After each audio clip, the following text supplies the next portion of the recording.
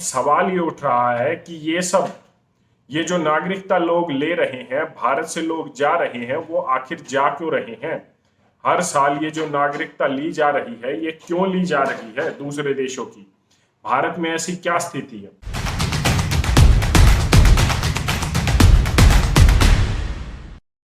राजनीति में एक बात बड़ी प्रचलित है और हास्यास्पद भी है कि आज के दिन वो नेता ईमानदार है जिसे बेईमानी करने का मौका नहीं मिला। ठीक उसी तरीके से एक बात आज भारत में ठीक बैठती है कि आज भारत की नागरिकता वही लेना चाहता है या भारत में वही रहना चाहता है जिसे बाहर जाने का मौका नहीं मिला। हर साल हजारों की संख्या में लोग नागरिकता छोड़ रहे हैं। पिछले 3 साल में 4 लाख से ज्यादा लोगों ने भारत की नागरिकता छोड़ी है और ये बात सरकार ने खुद कबूली है। खुद उन्होंने संसद में एक सवाल के जवाब में ये कहा है कि पिछले 3 साल में 3,93,000 से ज्यादा लोगों ने भारत की नागरिकता छोड़कर दुनिया के 120 देशों में नागरिकता ले ली है।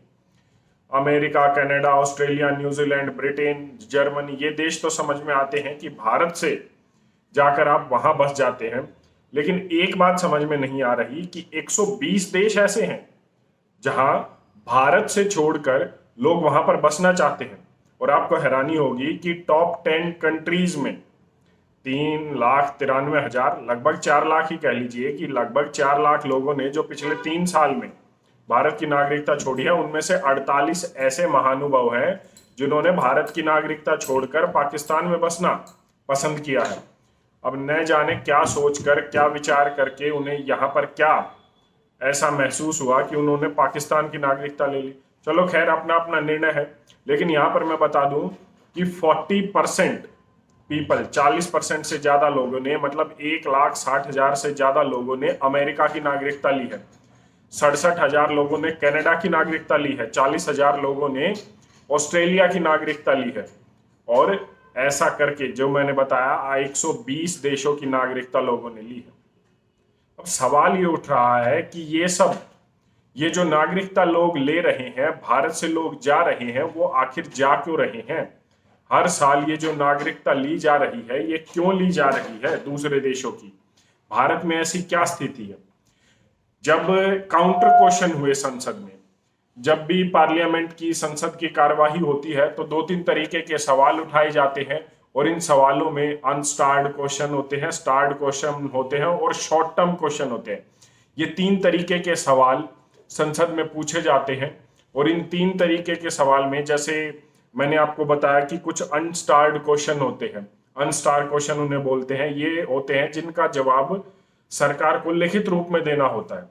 कुछ स्टार्ड क्वेश्चन होते हैं जिनका जवाब सरकार को ओरली देना होता है, मतलब काउंटर क्वेश्चन के ऊपर किया जाता है। और कुछ शॉर्ट टर्म क्वेश्चन होते हैं, जैसे सवाल आपने सरकार से पूछ लिया, सरकार के किसी भी डिपार्टमेंट मंत्री से पूछ लिया, तो वो 8-10 दिन का समय लेकर आपको जवाब देगा।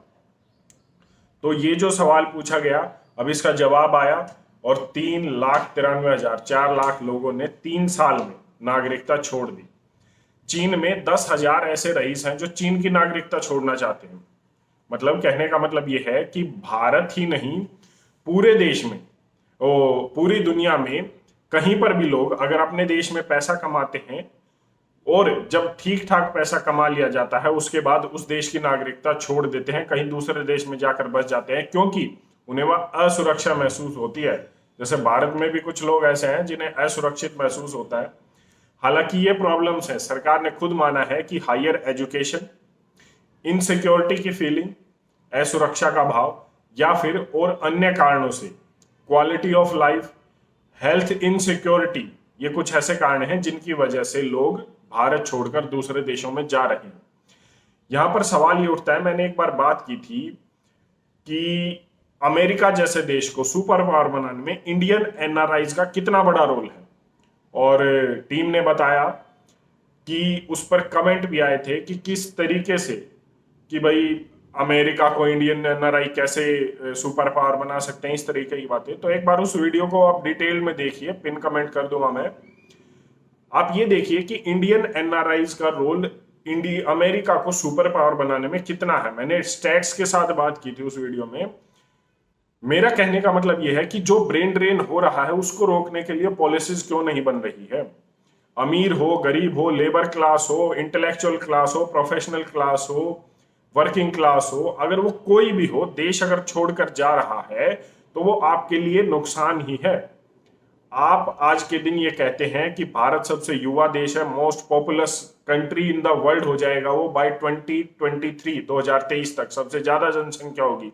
आप इसे एक एसेट की तरह एक तरफ कह रहे हैं कि हमारे पास वर्किंग क्लास सबसे ज्यादा होगी, हमारे पास यूथ सबसे ज्यादा होगा। दूसरी तरफ जब आपका यूथ, जब आपकी वर्किंग क्लास देश छोड़कर दूसरे देशों में बस रही है तो आप उसके लिए पॉलिसी नहीं बना रहे। मतलब इतना दोगलापन या इस तरीके की बातें आती कहां से हैं। या तो आप उसको एसेट कहना छोड़ दीजिए कि ये हमारे लिए कोई मायने नहीं रखता, ये एसेट है ही नहीं, या फिर आप ये कहिए कि हम उसके ब्रेन ड्रेन जो देश में हो रहा है, जो लोग जो है अपनी नागरिकता छोड़ रहे हैं, हम उसके लिए कुछ करेंगे। दोनों तरीके से सरकार इस पटल पर फेल हो रही है। ना तो वो ब्रेन ड्रेन रोक पा रही है, ना ही वो आने वाले समय में जो यूथ है, जो वर्किंग क्लास है, उसे रोक पा रही है। और कोई भी देश हो, मैं यहां भारत की बात नहीं कर रहा हूं, पूरी दुनिया में कोई भी देश हो, अगर उस देश के लोग वहां की नागरिकता छोड़ते हैं तो ये उस देश के लिए एक बहुत बड़ी समस्या है और जल्द से जल्द उस देश की सरकार को इसे रोकना चाहिए। क्योंकि कोई भी 40-50 की एज में अपना देश नहीं छोड़ता है, वो या तो हायर एजुकेशन या फिर एम्प्लॉयमेंट के लिए, या उसे दूसरे देशों में जब एक बेटर अपॉर्चुनिटी मिलती है, एम्प्लॉयमेंट अपॉर्चुनिटी मिलती है, तब वो अपना देश छोड़ता है। इसका मतलब वो अपनी पूरी जिंदगी आने वाले समय में एक दूसरे देश में कमाएगा, उसी देश को टैक्स देगा, उसी देश के लिए वो कमाएगा, उसी की डेवलपमेंट करेगा। आपके लिए वो सिर्फ एक कंज्यूमर था अपने पहले 20 से 25 सालों में। क्योंकि जो जीवन के 20 से 25 साल होते हैं उसमें देश को आपको देना होता है। उसके बाद आपकी बारी आती है कि आप देश को कमा कर टैक्स दें, आप अपने टैलेंट से, अपने स्किल से देश को कमा कर दें और देश को रिटर्न फेवर करें। उस समय में अगर आप अपने बच्चों को या अपने नागरिकों को, अपने सिटीजन्स को रोक नहीं पा रहे हैं आपकी पॉलिसीज, आपके देश की पॉलिसी उन्हें छोड़ने से, तो ये आपके लिए नुकसान है, करोड़ों अरबों रुपए का नुकसान है। खैर, मुझे नहीं पता कि कितनी पॉलिसीज या सरकार इसके लिए कितनी फेवर में है और कितनी सरकार इसके लिए सीरियस है, लेकिन फिर भी मेरा ये मानना है कि किसी भी देश के लिए हो, उसके नागरिक उसकी एसेट होते हैं और अगर वो देश छोड़कर जा रहे हैं तो उसी देश का इसमें नुकसान होता है। आपकी इस पर अपनी क्या राय है, एक बार कमेंट करके जरूर बताएं। धन्यवाद। जय हिंद।